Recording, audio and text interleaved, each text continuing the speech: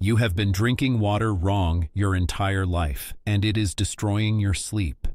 Every night, millions of people over 60 lie down exhausted, finally ready to rest, and within an hour they are already on their way to the bathroom. Then again at 2 in the morning. Then again at 4. They wake up the next day feeling like they never slept at all. They assume it is just part of getting older. They accept it. They manage around it. They stop planning things that require being rested. And almost none of them realize that the problem is not their bladder. The problem is when they drink water. My name is Dr. John Carter. I have spent over 2 decades as a practicing urologist treating bladder dysfunction, nocturia, and age-related urinary conditions. I have worked with thousands of patients, the majority of them over 60, who came to me exhausted, frustrated, and genuinely convinced they had a serious underlying disease. And what I found, consistently, across case after case, was this. Most of them simply did not know how to time their fluid intake, and that single piece of missing knowledge was costing them their sleep, their energy, and their quality of life every single night. A landmark study published in 2019 by researchers at Nagasaki University in Japan, one of the most widely cited Nocturia intervention studies in recent years, found that targeted adjustments to fluid intake timing reduced nighttime urination episodes by 40% in adults over the age of 65. 40%. No medication, no surgery, no expensive procedures or complicated treatments, just a fundamentally different relationship with water and when you consume it. Today, I am going to walk you through the 3 most powerful hydration habits I have used in clinical practice, ranked from foundational to genuinely life-altering. By the time we reach number 1, you will understand something about your own body that the majority of people never figure out. And I want to tell you up front, number 1 is not what you expect. In fact, it is the direct opposite of what most people have been told their entire lives. Do not skip ahead. The order matters. Each habit builds on the one before it, and the combined effect is far greater than any single change on its own.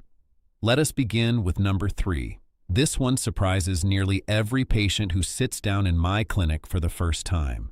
Most people think of their kidneys as passive filters, mechanical devices that process whatever fluid comes in and route it appropriately. That is not what your kidneys actually are. Your kidneys are dynamic, rhythmically regulated organs that change their behavior in a precise and predictable pattern based on the time of day. During daylight hours, your kidneys are operating in full production mode. They filter your blood rapidly. They generate urine at a high rate. They are designed for volume processing during your active, upright hours. But as evening arrives and your body begins preparing for sleep, a hormone called vasopressin, also known as antidiuretic hormone, rises significantly in your bloodstream. Vasopressin sends a direct signal to your kidneys: slow down urine production, concentrate the urine that is being made, and allow the bladder to rest through the night. This is your body's natural built-in design. A beautifully calibrated system that has been operating in human biology for hundreds of thousands of years. The problem is this. If you consume a significant volume of fluid in the 2 to 3 hours before you go to bed, you effectively override that vasopressin signal. Your kidneys continue producing urine even as you try to sleep. Your bladder fills faster than your brain's sleep centers can suppress the urge to void. And what should have been a natural, restful night becomes a series of interruptions that fragment your sleep architecture and leave you depleted the following morning. A 2020 study from the University of Toronto, published in the Journal of Urology, examined 412 adults with documented nocturia and found that those who implemented a structured fluid cutoff 2 to 3 hours before bedtime reduced their average nighttime voids from 2.8 per night down to just 1.6. A 43% improvement. A separate 2018 study from University Medical Center in the Netherlands confirmed these findings, showing that evening fluid restriction produced a 38% reduction in nocturnal urine output volume in participants aged 60 and above. I want to tell you about one of my patients, a 68-year-old retired school teacher I will call Mahi. She was waking up 4 times every night without exception. When I reviewed her daily habits, she was drinking herbal tea, water, and juice right up until the moment she turned off her bedside lamp. We implemented a single change, a fluid cutoff at 7:30 in the evening based on her 10:30 bedtime. Within 3 weeks, she was down to 1 nighttime void. She told me during her follow-up appointment that she felt like she had been handed her life back. Now, age changes this equation significantly. After 60, vasopressin secretion begins to decline in a measurable way. Research from the University of Amsterdam published in 2017 found that adults over 65 produce up to 30% less vasopressin at night compared to adults in their 30s and 40s. This means that even a modest amount of evening fluid, 2 or 3 glasses that your younger self would have handled without difficulty, can now push your bladder past its threshold. This is not disease. This is biology. But it is biology you can work with deliberately and effectively. To implement this starting tonight, identify your target bedtime and count backwards 2.5 hours. That is your fluid cutoff point. Set a gentle reminder on your phone if that helps. Your last beverage before the cutoff should be small, no more than 6 ounces, and it should be neither caffeinated nor alcoholic. Both caffeine and alcohol directly interfere with vasopressin function and will amplify your nighttime urinary output regardless of how small the volume consumed. This habit pairs powerfully with number 2 on our list, because number 2 addresses not just when you stop drinking, but how you are distributing your fluid intake across the entire day. And what most people are doing in that regard is, from a physiological standpoint, almost precisely backwards. Number 2 is where things begin to shift in a more fundamental way. The majority of patients I see in clinical practice are not drinking too much water overall. In fact, many of them are mildly dehydrated for much of the day. The real problem is the distribution. They drink very little in the morning, a moderate amount around lunch. And then, as the afternoon gives way to evening, they begin to catch up. They flood their system with fluid right at the time when their kidneys are naturally winding down and least equipped to process volume efficiently. This pattern is physiologically backwards, and it is one of the primary structural drivers of nocturia in otherwise healthy older adults. Here is the mechanism. Your kidneys process fluid most efficiently during your active, upright, physiologically alert hours, broadly from 7 in the morning through roughly 2 in the afternoon. During this window, your body's sodium regulation, aldosterone levels, and renal blood flow are all optimized for high-volume processing. If you consume the bulk of your daily fluid intake, which for most adults should fall somewhere between 1.5 and 2.5 liters, during this morning and early afternoon period, your kidneys clear it efficiently and effectively. Your bladder fills and empties normally throughout the day, and by the time evening arrives, your kidneys have already completed the heavy work. What remains in your bladder at bedtime is genuinely minimal.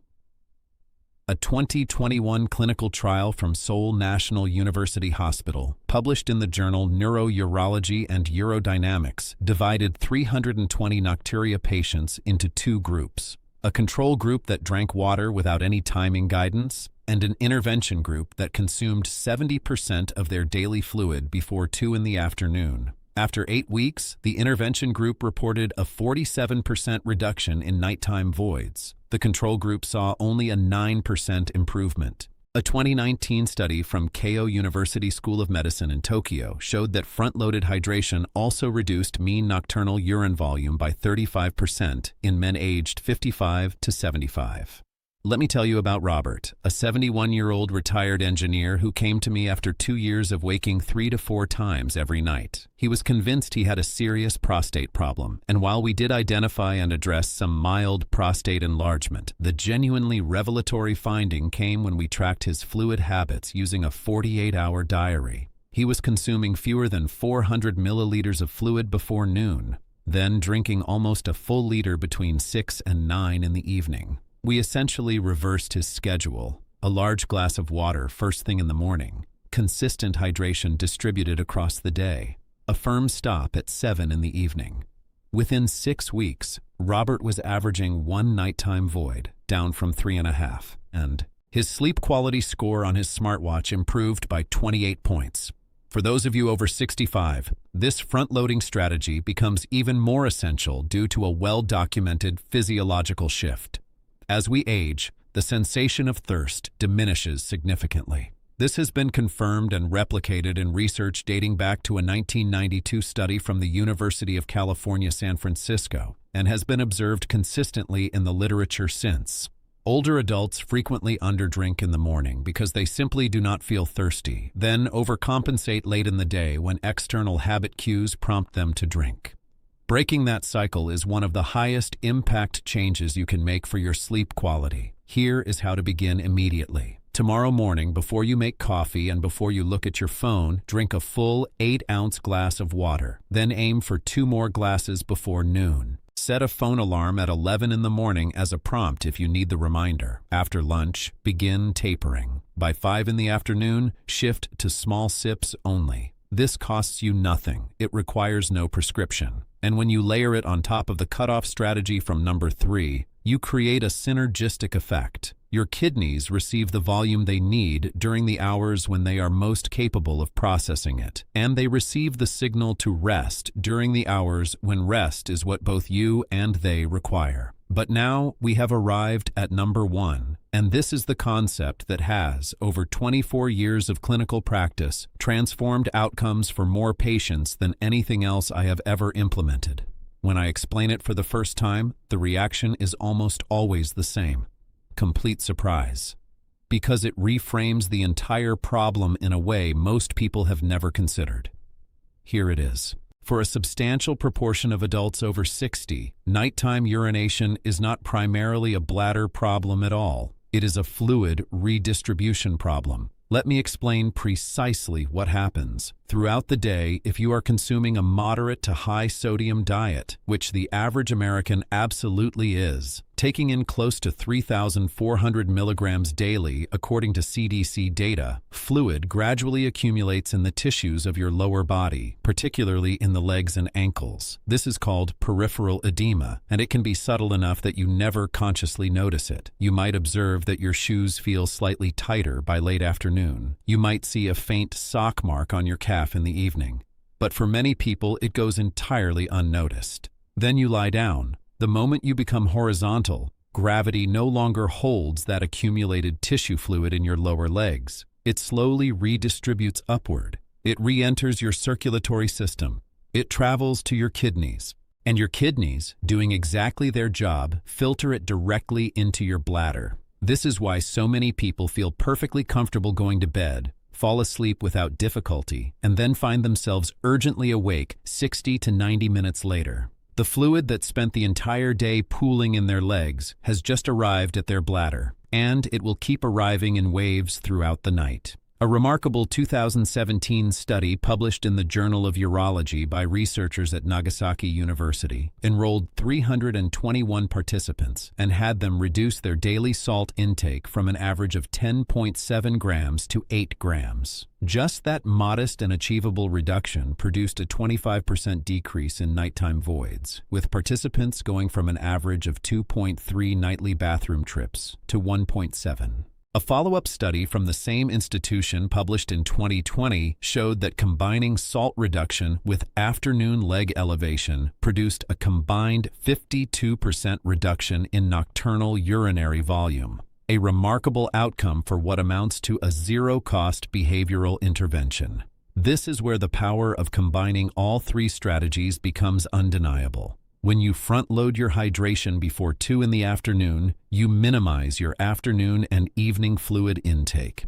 When you reduce your sodium, you reduce the volume of fluid that pools in your tissue during the day. And when you combine both strategies with a firm evening cutoff, you are sending your kidneys into the night with genuinely minimal work remaining. These 3 approaches compound on each other in ways that no single intervention can replicate. Let me tell you about Dorothy, a 76-year-old woman who had been waking 4 to 5 times every single night for over 3 years when she came to see me. She had tried 2 separate medications. She had completed a full course of pelvic floor therapy. Nothing had provided sustained relief.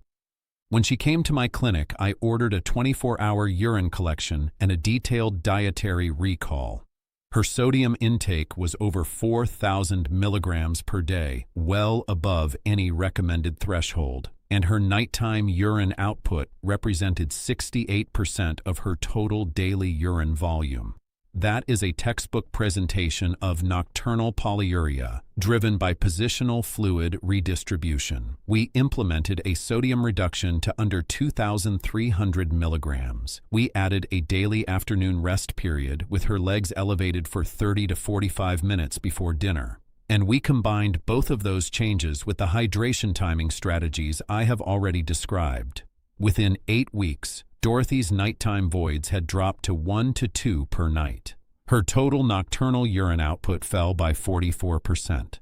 She cried during her follow-up appointment. She told me that she had genuinely stopped believing this level of improvement was possible for her.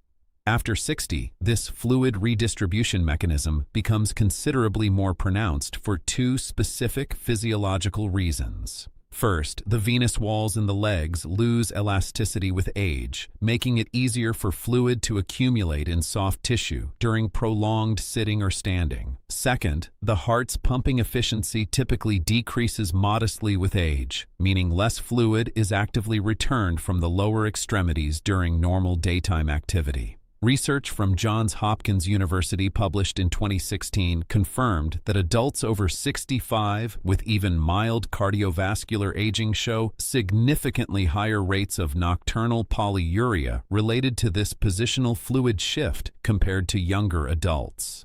Here is your action plan beginning today. Spend 1 week honestly tracking your daily sodium intake. Read labels carefully. The largest hidden sources are commercially baked bread, canned soups and broths, deli and processed meats, condiments, and restaurant meals.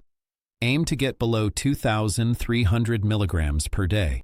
If you can reach 1,500, the benefit will be even more pronounced. If you spend significant time sitting during the afternoon, whether at a desk, watching television, or reading, elevate your legs for 30 to 45 minutes before dinner. A pillow placed under your calves works perfectly and costs nothing. This simple positional change allows your circulatory system to return the pooled tissue fluid to your bloodstream and kidneys while you are still awake and upright. Your bladder processes that volume before you go to bed, not at 2 in the morning. And combine both of those changes with your morning hydration habit and your evening cutoff. These 3 strategies function as a single unified system. And the outcomes for patients who implement all 3 consistently are, in my clinical experience, genuinely remarkable. Let me bring this together clearly. Strategy number 3, establish your fluid cutoff 2 to 3 hours before bed. Your kidneys need that buffer to wind down alongside the rest of your biology. And if you are over 60, your vasopressin system needs that buffer more urgently than it ever did when you were younger. Strategy number 2, front load your hydration. Drink the majority of your daily water before 2 in the afternoon, when your kidneys are physiologically primed for efficient processing and your bladder can perform its normal function during your waking hours, rather than disrupting your sleep. Strategy number 1, the one that changes everything. Reduce your sodium and elevate your legs in the afternoon. Stop the silent, invisible migration of fluid from your lower legs to your bladder that begins the moment you lie down at night. Here is what I most want you to take away from this. Meaningful improvement in your sleep quality, your bladder health, and your nighttime comfort is absolutely achievable at any age. These are not interventions reserved for the young or the medically uncomplicated. They are biology-backed strategies that work precisely because they work with the physiology of your aging body rather than against it. They ask your body to do what it was already designed to do. They simply remove the obstacles that have been preventing it. Your body is not broken. It has simply been waiting for the right information, and now you have it. Leave a comment telling me which of these 3 strategies you are going to start with first. And tell me how many times you are currently waking up at night. I read every single comment, and your question may become the focus of an upcoming video. If this helped you, please take a moment to like this video. It tells the platform that this kind of evidence-based content is reaching the people who genuinely need it. Subscribe so you do not miss what comes next. And if someone you care about is losing sleep to this problem every single night, share this with them today. This is Dr. John Carter. I will see you in the next one.